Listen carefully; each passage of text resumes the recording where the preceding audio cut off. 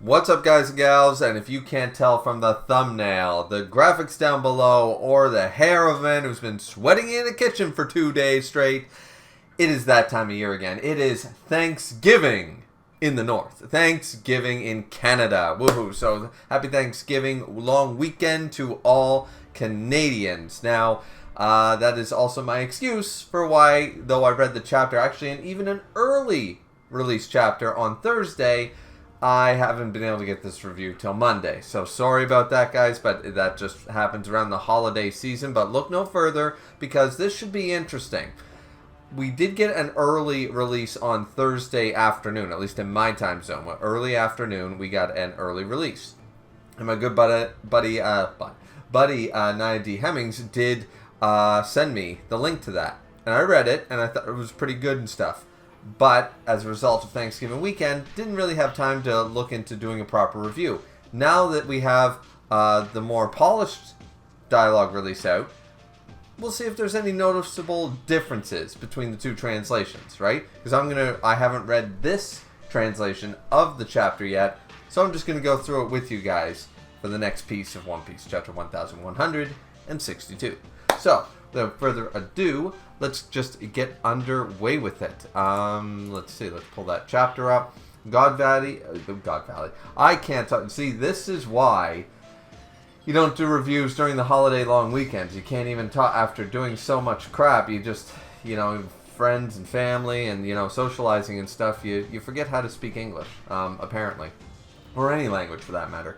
Chapter 1162, God Valley Battle Royale. Now, this is apparently confirmed to be the end of the Yamato cover serial. She's just standing there saying, like, you know what? Don't worry about it, Luffy. I got Wano covered. We're good. They won't try to invade, and even if they do, we're strong. We're good to go. So, I'm happy with that. That sounds pretty good. Dear Sir Luffy, Wano is once again at peace. Same sentiment.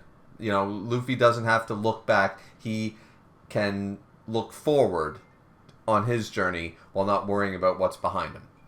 So that's a nice sentiment, and I do like that. I mean, that was sort of covered in Wano properly. That was covered in that little skirmish with Green Bull. But it's nice to see it reaffirmed, I guess, in a sense.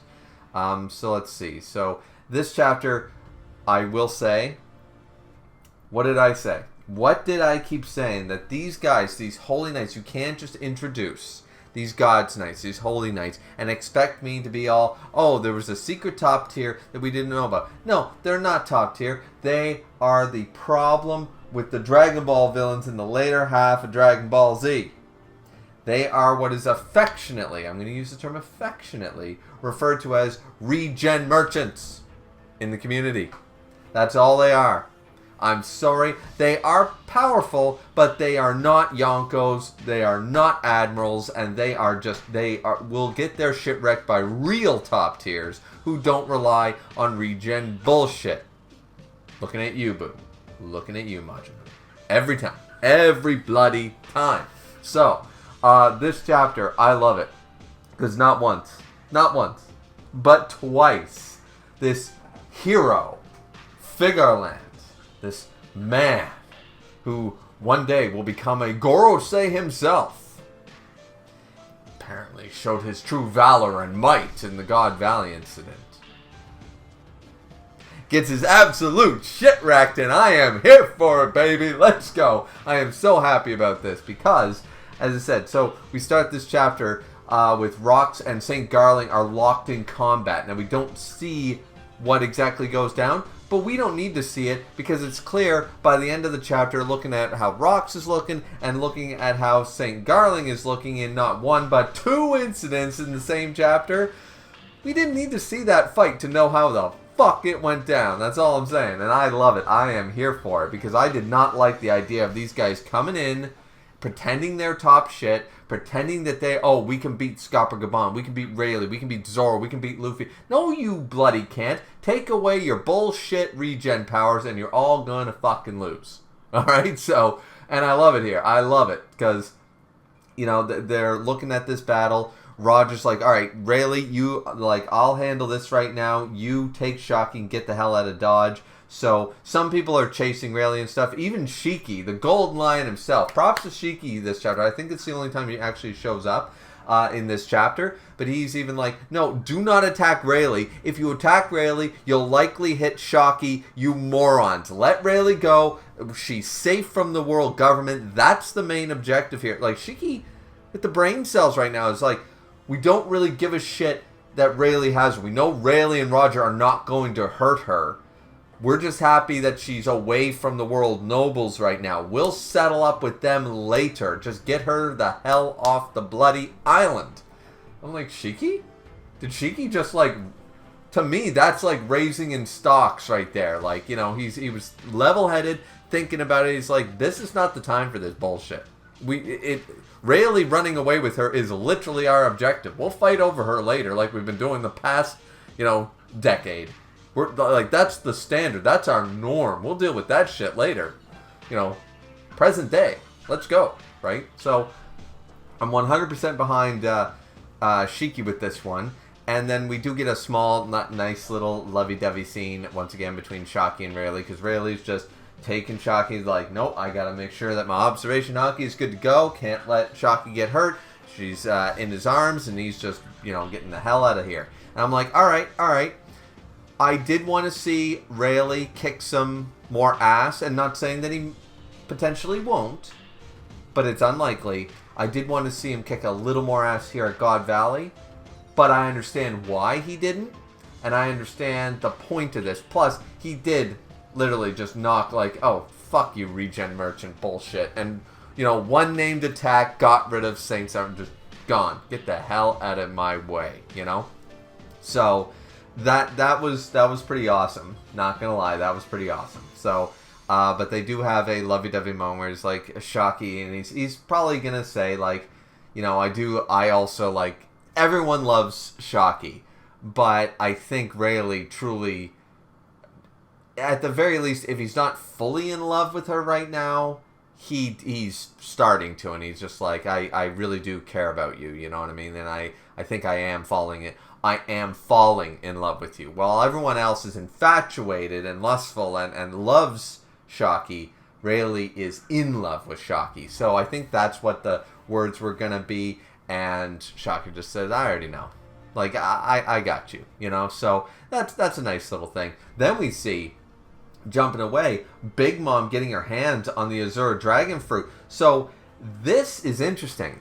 This is incredibly interesting, considering the context of Wano and all the stuff that we knew about Big Mom and Kaido's relationship, and how Kaido ended up getting the Azure Dragon Fruit in the first place, because it's Kuma and Ivanka. They are the ones who find them. And they're like, okay, I don't know which one is which, but just hurry up and eat one. Big Mom immediately takes down Ivanka, takes the Azure Dragon Fruit, knows what it is immediately, probably the encyclopedia, but she's going for the other one too. So she's got this one, and once again, she already has the Soul Fruit, so she can't be, like, just chomped down and make sure that she gets the power. She's like, no, I want to save these for my children. I want to hoard the, you know, Devil Fruits, because unlike Kaido, who, well, this is weird, alright? Big Mom's crew, they all have Devil Fruits. I don't think there's a single member of Big Mom's children that does not possess a Devil Fruit that we saw on screen. Plus Big Mom herself. Then we have Kaido, the quote-unquote hockey man.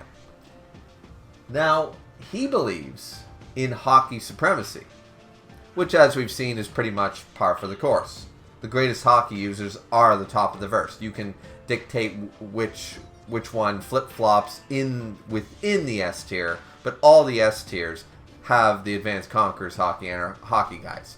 So, kind of sitting there with Kaido. Ironically, now it makes sense why Kaido here takes the Azure Dragon Fruit, because he looks up to people like Newgate. He looks up to Whitebeard at this point, sort of in a big brother figure, in the same way he looked up to Big Mom in a big sister role.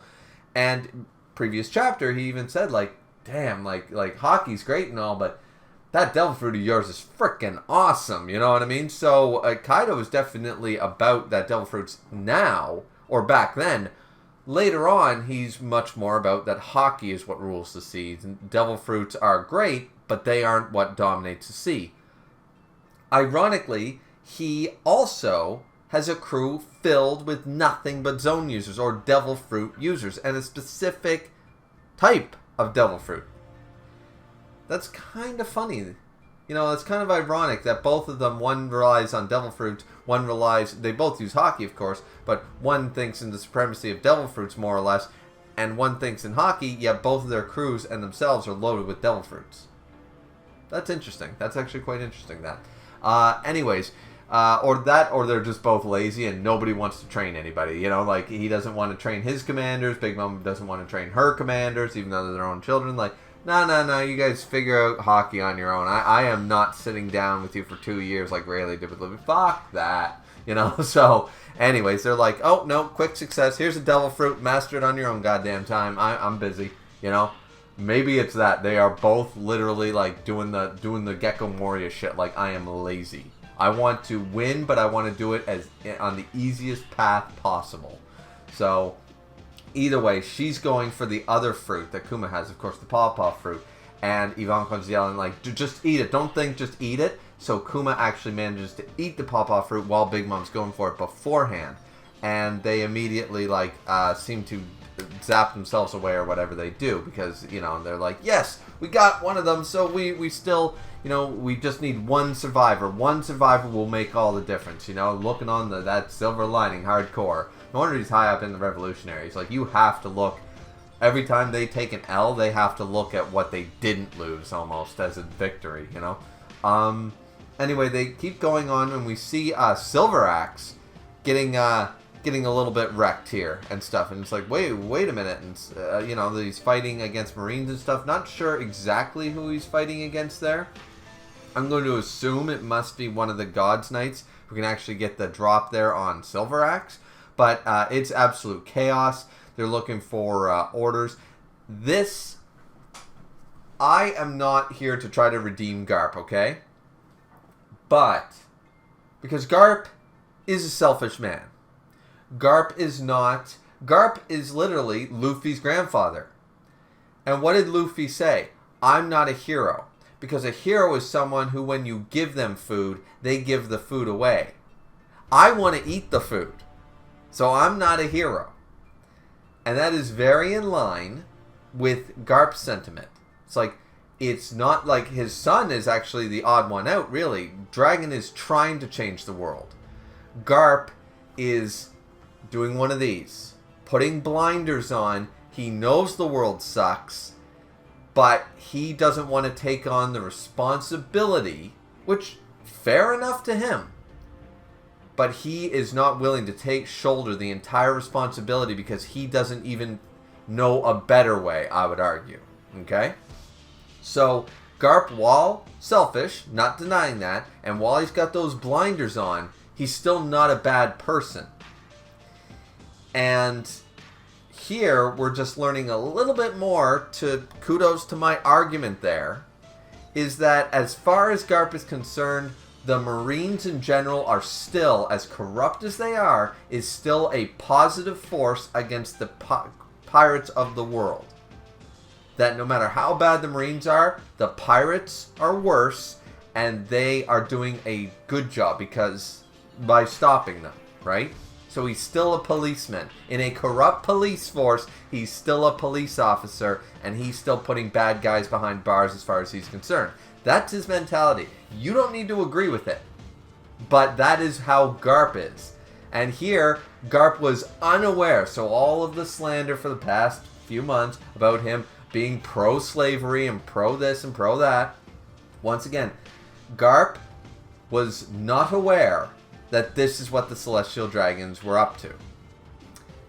Now granted, the reason I bring all this up is because was GARP going to be promoted to Admiral and would have gone through with it had God Valley not happened? That is my question, because according to Sengoku, this was his turning point. We saw that when they first mentioned the God Valley incident, and now we're seeing it in real time here in the flashback, that Sengoku said, he didn't realize what he was condoning or what he was assisting within. So he absolutely hates the God Valley incident. He hates the fact that his actions indirectly saved the world nobles. GARP does not like that. It's a negative consequence of GARP trying to stop pirates, inadvertently assists the world nobles. And GARP is once again, just like with Ace at Marineford, caught between a rock and a hard place. And we're seeing that here in this chapter. Now, you can argue that he should have known. But once again, GARP is he's very Luffy. He doesn't listen to backstories. He doesn't care about lore. That's Robin's job, you know. He does not care. He's napping. He's a combination of Luffy meets Zoro. He's napping while all the lore drops are happening. He gives zero shit what happened in the Void Century. You know what I mean? So this is the man. And he's seeing this all for the first time. My question here, seeing this scene, is was GARP going to go ahead with being an admiral, and this is the incident where he went, absolutely not, I'm stuck. Because right now he's vice admiral, and here he would immediately be promoted, you could argue. That after the God Valley incident, he would immediately be promoted. And he's obviously turned it down now that he knows what's going on, because he said, did you know that this was going on? And Sengoku just responds. He doesn't... Sengoku, who's more of the information guy. Definitely the Robin or the Sanji, what have you, of, you know, the Marines. If we're going to look at GARP as Luffy, you know, and then Sengoku is very much the Nami or the Robin or the person who has all the information and pays attention. Sengoku probably knows. He does not confirm or deny that he knows. But he did say there was one man who did report rumors like this, but he vanished completely from the face of the earth. And GARP responds by saying, if I ain't awake and dreaming, then this is all real, and he's pissed. Now, you could make the argument that GARP should absolutely know this, but even Whitebeard, as quote-unquote first mate of the Rocks crew, even mentioned, so those rumors were actually true. No one in the world had confirmation pretty much of this shit. So the idea that they would tell their young upstart vice admiral, what do you think they did? Held a meeting, and once you reach a certain rank... By the way, your bosses are absolute assholes. Do you think they had the Celestial Dragons are assholes meeting once you reach a certain rank in the Marines? Absolutely not. They do not do that. So, I'm just saying, I know this is a long rant, but I gotta defend GARP here once again. He is not happy about this. He did not know this was going on.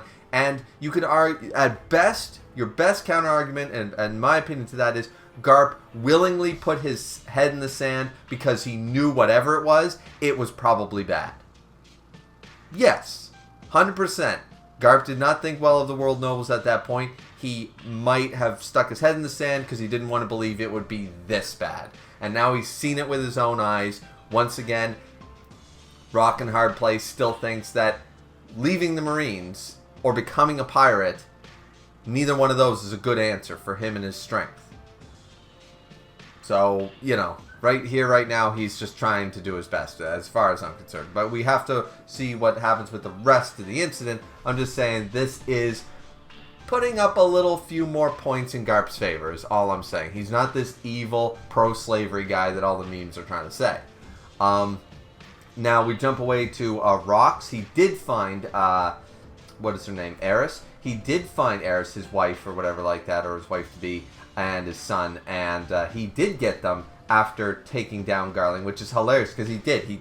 We see Garling heal, but he cut his damn head, basically his head in half. Like, without the regen, Garling's dead. Rocks killed Garling. So there's victory number one off screen, and it's beautiful. So not only did he do this, but he runs away with carrying a woman, and they even bring this up. Now, unfortunately, we find out also that this was actually Rox's family, from what we understand. This is Rox's family. Or at the very least, it's either... I'm confused. People are saying this is Rox's family, or their Eris's family, and stuff like that. So, the only thing I could say is that she mentions that she is also a part of the Davy clan now, too. So I think that implies that this yelling isn't meant to be Eris. It's meant to be Rox, saying that that's his grandmother and his father. They're all members of the Davy clan here on God Valley, and they all got turned into those demonic versions like Dorian Broggy did and stuff in current Elbath. So he has no idea, however, what's going on. So this clearly did not happen when he broke into the Flower Capital. Now he's running away, and he's like, I don't understand what happened to them. You know, is it somebody's powers? I don't know what's going on. Now, this is where Garling even admits that his regen is taking a lot longer because Rox is just that powerful and stuff. But they also are aware he's a member of the Davy clan, so they're still trying to chase him down. Eris brings up, like, do you really think that you can hold them off one-handed while carrying me? Like, they're quite powerful and stuff. Plus, he's obviously going to try his best not to slice and dice his own grandmother and his own father, even if they're attacking him. And with multiple gods knights and stuff like that, you know, and while he's trying to protect, like, his attention is far too divided. You know what I mean? Like, Garp and Hachinosu, the only reason Shiryu got the upper hand on him was because he was trying to protect Kobe. Shiryu otherwise would never have been able to get a clean hit on Garp. You know, so same idea. Eris is worried about that and saying, no, you cannot take on this level of threat while trying to protect me. Somebody's going to get hurt. So, anyways, he brings up, like, anyone with the Davy name who gets caught will be put through such an agony that hell itself will look like a nice bath sort of idea. So, you know, this is terrible. Like, we need to get you out of here. And she mentions that she is now part of the Davy clan, as in becoming his wife or, you know, bearing his child or what have you, automatically makes her a part of the Davy clan. And mentions that they might, you know, herself and Teach if they end up getting caught. Whoa. I mean, she is committed. I'm not going to lie. She is 100% committed. And I give her props. I give her absolute props, you know. And it's funny because she mentioned she's even able to tease him in this situation. And oh, you really care that much, huh? You wouldn't happen to have fallen in love with me properly, have you? Sort of idea, like a big name pirate like you. Now, I think she absolutely knows that because I'm sure that she, to a degree, is either very caring or is also in love with Rox.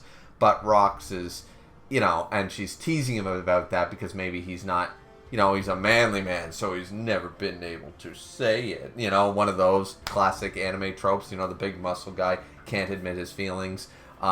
So maybe that's the thing where she likes to tease him about it, but she already knows. This is very much a Han Solo, I know moment, you know, but from her end. So anyway, she immediately, like, gets out of his grasp and says, you know, if I was the kind of helpless woman who could only cling to you and couldn't protect a single child, then you wouldn't have fallen in love with me, right? And he's just like, don't be an idiot, and he's still blushing and stuff. So it's actually, while it's very devastating, it's very morbid because of the whole, like, part, and they're on the run from the, you know, this terrible situation. The fact that she still has time to tease him about, you know, him confessing her love to her and that kind of idea, like, I really like it, you know, no matter which way you read it. So either way, she says she's going to get away. Don't worry, I will make sure myself and your son get off of this place, and we'll meet again in Lelucia.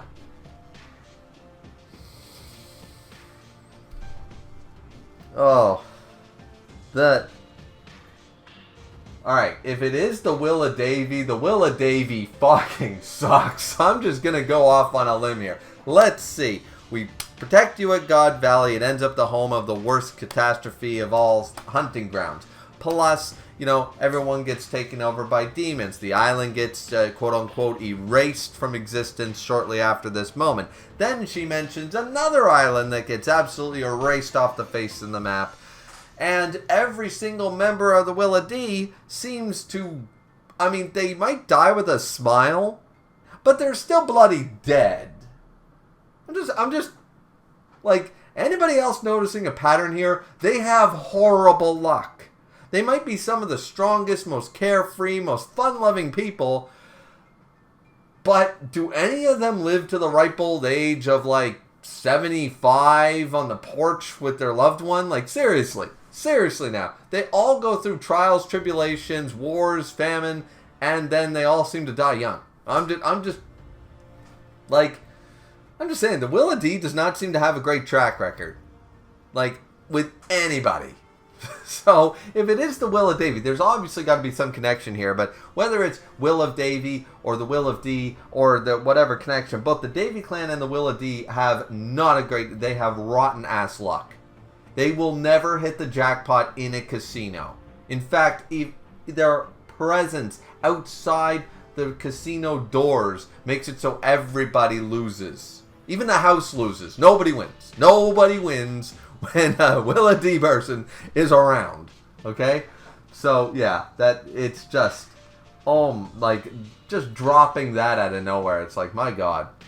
So, anyways, this is where Garling thinks, all right, he's finally, gotten rid of his handicap, so I have to fight him at full strength. He's happy about this. He says he's finally relinquished his wife and son. So, shall I attack? First off, this asshole would never have paused. He murdered the wife or the mother of his own 2 children. Unarmed. No bloody way. He was waiting to attack. He's not honorable. Shut the fuck up. Like, this makes it sound like he was waiting to attack, like, oh, it wouldn't be fair. Like, no, drop the woman and let's do this, Zebek. No. Asshole. So that's point number 1. Point number 2 is that, really, the thing that was holding him back, remember when he literally just beat your ass? And now you want to try round goddamn 2? And you're happy he let go of his handicap? Like, it was a handicap in your favor, my guy. My God, this dude has the arrogance of like a Shanks or a Mihawk or a Zoro or any of the badasses, but he's got negative feats to show it at this point. His only feat is murdering an unarmed mother of his children so far. That is his one feat. And I'm just saying, that does not go in the feat category. I'm just saying. So anyways, Zebek is the reason that like half of God Valley is split in goddamn half, because he just swings, boom, and completely, obviously devastates, destroys Garling at this point, because we don't see it. He says, well, come on and do your worst, you monsters. So now Zebek's about to go all out. And, Eris gets away and stuff like that. So far. We don't know what happens, how her and Teach probably do get off the island and probably do make it to Lulusia, which is where Whitebeard found Teach. But if Eris wasn't with, maybe Eris did the classic, instead of the old man disease, which is always tuberculosis, maybe she did the whole, backstory mother is dead disease. The young mother always has to die, Whatever Usopp's mother had, So, whatever Usopp's mother had, Eris probably gets, and that's why Teach is basically all alone when Whitebeard goes and finds him. And knew it was Zebek's son most likely, so probably going off the end of this chapter, may or may not have been told to go find... Yeah, I can see it. I can see him trusting Whitebeard. At this point with the secret, if he knew he was going to fall. So, anyways, that's just speculation at this point, but we know that Teach has to get off the island.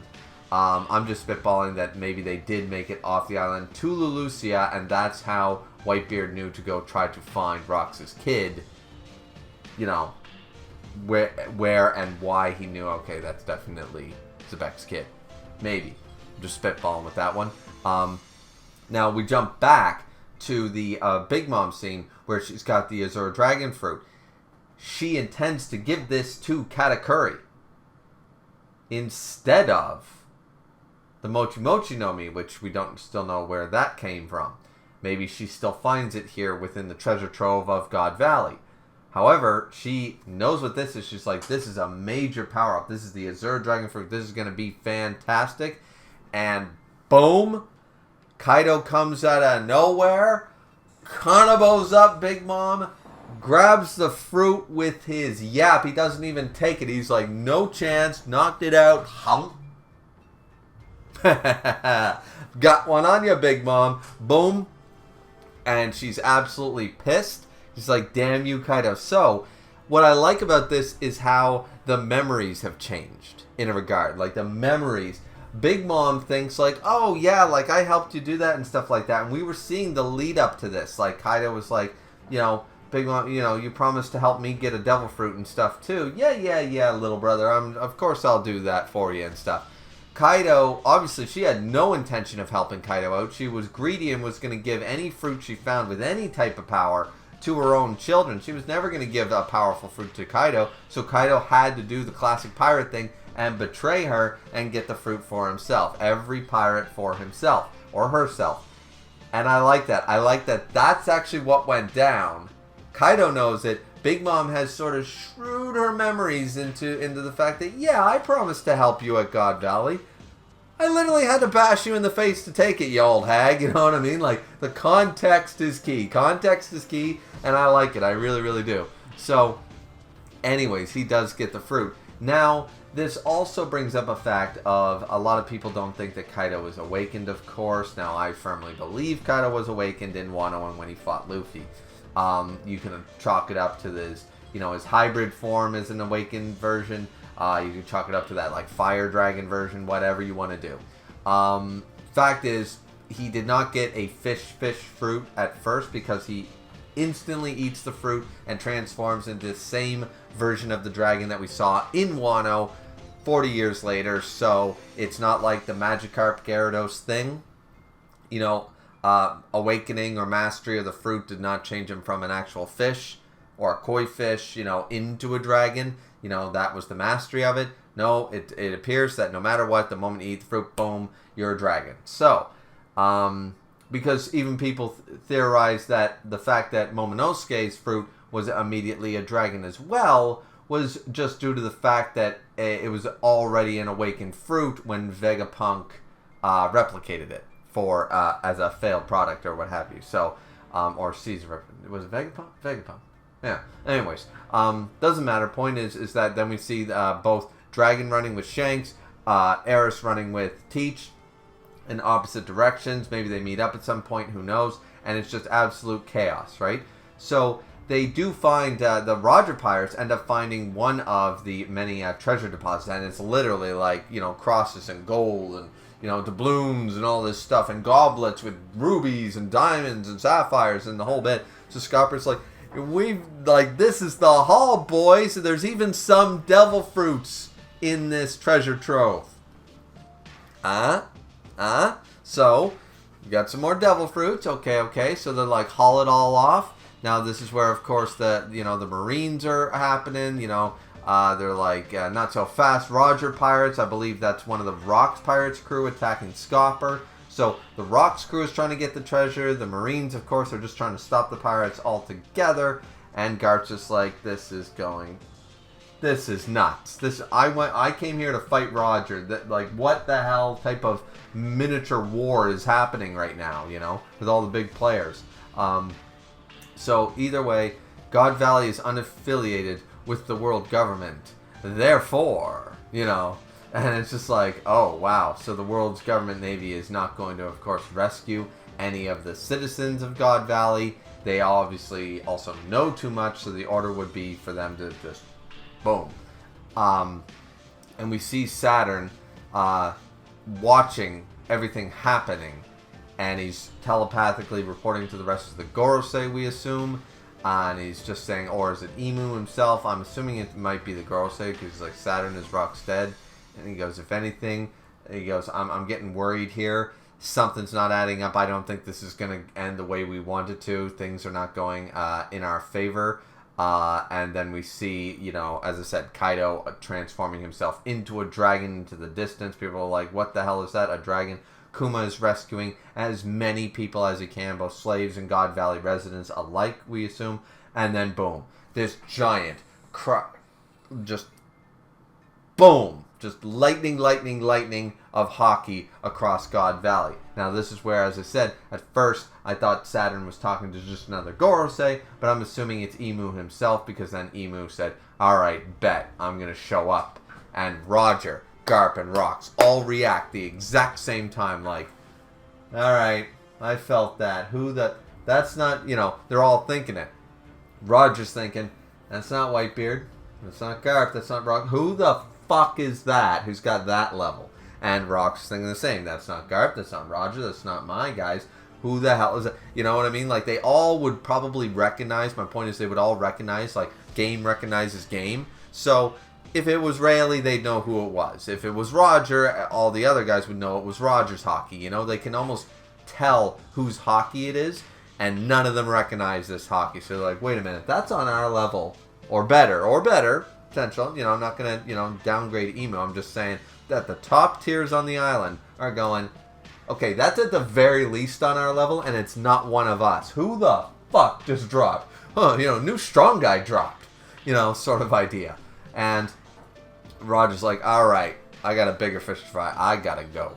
And Rox is the same way. Rox off screen decimated Garling for a second time. You'll love to see it. Regens, get the fuck out of here. As I said, as an OG Dragon Ball fan, that shit got old years ago when I was a teenager, alright? I am not about that shit anymore. Regen on somebody else's time. Show me a real top tier. So, anyways, he's like, you dare use my family against me? If this is going to be the end, of course I'll fight to kill. So, Rox is like, yeah, you thought that was going to stop me? Fuck you. Now, this is where Whitebeard and Kaido both drop in. This is great. This is great. It, once again, puts respect on Kaido's name. Because I don't get where the disrespect came from just because he lost to Gear 5th Luffy. Remember, it was Kaido against basically everyone powerful on the island. Multiple times. So, Kaido's showing up, and I saw, and I can't remember what it was, but it was absolutely true, and I just forget what it was, but Kaido and Whitebeard are just rocking up like, fuck it, we ball with you, man. Yeah, we're solid. Like, I ain't gonna leave you. We're pirates. But we got that honor, And they do. Like, to a degree, they do. Like, Kaido did not wanted to 1v1 Odin. He was not happy about how that shit turned out and shit, So, I think, to a degree, Whitebeard we already knew was, like, the honorable pirate. He's the guy. But he's still a pirate. Fact is that Kaido these are the two men that he looks up to the most in the world right now, He looks up to Rox as a guy he just can't beat yet. And he looks up to Whitebeard as another guy, like, goddamn, he's more powerful. He's got that devil fruit. He's more powerful than me and stuff like this. These are his big brothers.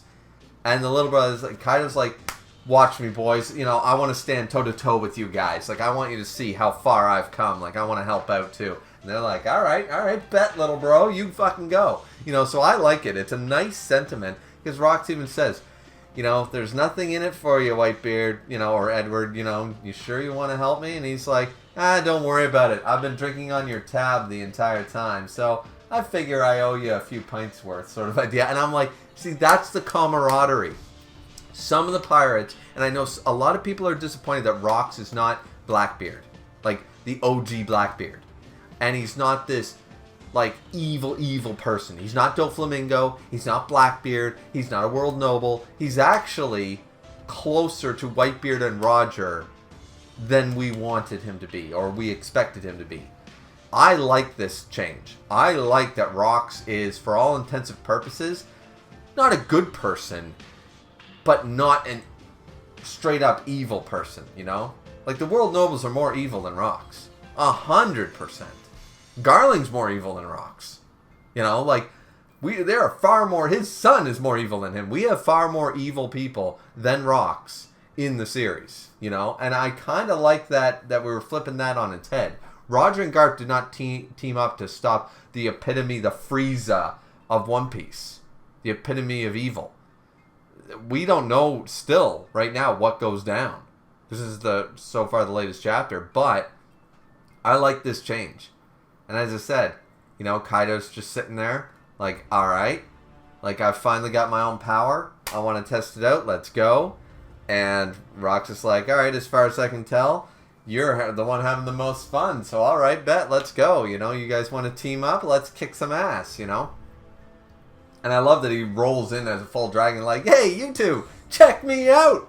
You know, like as I said, it's got that big brother, you know, Rocks and Whitebeard sort of respect each other as equals, I would argue, to a degree. But they're definitely the big brothers, and Kaido's the little brother, and he wants the approval of the two men that he holds the most respect for, being, you know, Newgate and Rocks. So I'm just like, yeah, let's go. I just love it. You know, and Whitebeard's just like, just one question, Rocks. Like, yeah, I'll fight. What the fuck are we fighting? You know, like, that's his question. And we see, you know, the Saturn demonic-looking creatures like, say, Saturn, why do you look like that? Monster. And even Garp's like, wait. You know, Garp's like, seriously, what the fuck is going on with this island? Like, I came here to fight Roger. This was my typical Tuesday. What on God's green earth is this horse shit happening right now? You know, like, Garp is just like, I am not understanding a fucking thing right now. And Rocks is just like, well, you know, if anything, I guess I would call it just represents the world. Dun dun dun. And Roger's just happy to have, oh, something new and exciting. This is what an adventure is all about. Definitely the Luffy-esque side of Roger there coming out. So, either way, we've got... And I love this because we've got, like, so Garp is going to be fully aware. Garp's involved here. We got Rocks, we got Whitebeard, we got Kaido, we got Roger. And Emu shows up properly. So I'm going to go out on a limb here. And say that this is just my theory because that's the end of the chapter. But I'm going to say that Roger and Garp did not defeat Rocks. They did not actually fight against Rocks in the way it's been depicted. Sengoku had to report it that way because we didn't hear this from Roger. We did not hear this from Garp. We heard this as a report from Sengoku to the Marines, who are not allowed to know half of the shit he even said in the first place, let alone the truth.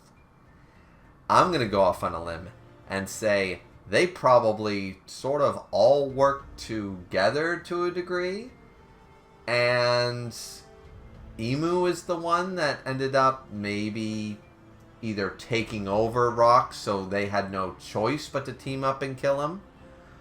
Or, you know, it was an intentional thing, or it was an honorable thing.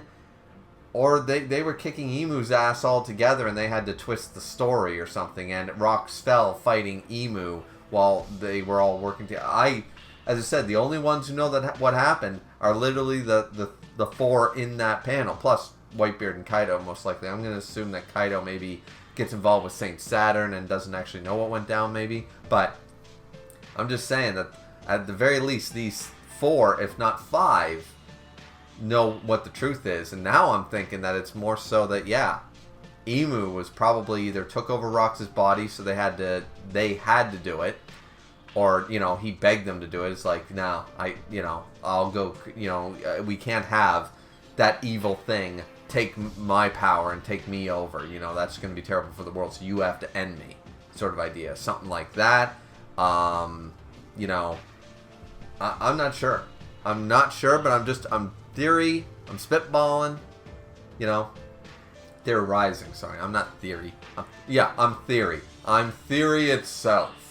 So, anyways, yeah, what a chapter. So much to talk about, as you guys can tell from the runtime. And this is why we wait. Because I definitely did not have, 45 minutes to talk One Piece this weekend. That's for damn sure. So, anyways, and I didn't want to not give this chapter, panel by panel, and theory by theory, its due. Because it deserves it. Like, I want God Valley to go to the end of the year. I am just stoked with God Valley. I hope you guys are too. But yeah, so what did you guys think of the chapter? What do you think of my theories, by the way? Let me know what your theory is down in the comment section down below. Don't forget to like, comment, and subscribe as always. And we'll see all you wonderful people back here next time for chapter 1163. Also, once again, big shout out to Naya D. Hemmings for sending me the early translation this week. Shout out to him. Definitely go check out his channel. He also streams on Twitch. It's a great time.